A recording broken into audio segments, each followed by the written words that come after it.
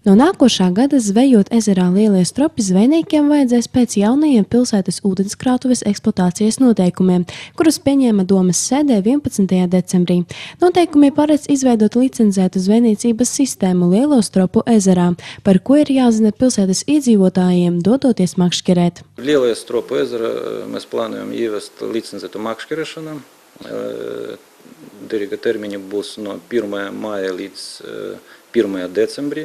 Un katram makšķerniekam, kurš grib makšķerēt lielajā stropu ezera, var obligāti būs licence kopā ar makšķeršanas kartē. No krasta un no ledu makšķernieki var makšķerēt bez licences. Kontrolēs noteikumu ievērošanu komunālās saimniecības pārvalde un pašvaldības policija, kurai vajadzēs apsekot pilsētas ūdenskrātuves. Vienbalsīgi nobalsoja deputāti arī par līgumu par sadarbību parakstīšanu starp pašvaldību un Latvijas pašvaldību savienību. Dotajā vienošanās parakstīšanā paredz pilsētas domes, kā arī vēl 45 pašvaldību dalību kopējā projekta realizācijā, Latvijas pašvaldību darba efektivitātes uzlabošana un vadība.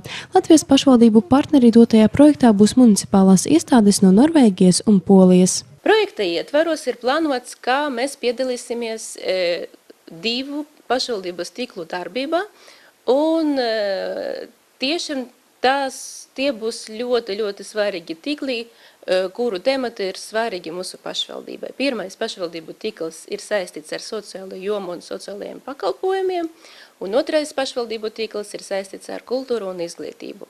Jau tika izvēlētas prioritāras tēmas, un sociālajā joma te būs sociāla uzņēmēja darbība un inovācijas sociālajā darba un arī veselības veicināšanas joma.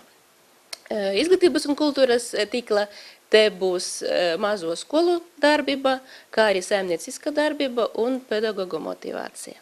Domes sēdē deputāti atbalstīja 23. pirmskolas iestādes vadītāja amatā Vadimu Vasiljevu. Viņš bija vienīgais pretendents uz vakanto vietu, bet vajadzētu atzīmēt, ka Vadima Vasiljeva kandidatūru atbalstīja viss bērndārza kolektīvs. Jaunais direktors pabeidza Daugavpils universitāti 2004. gadā, saņemot magistru pedagogijā.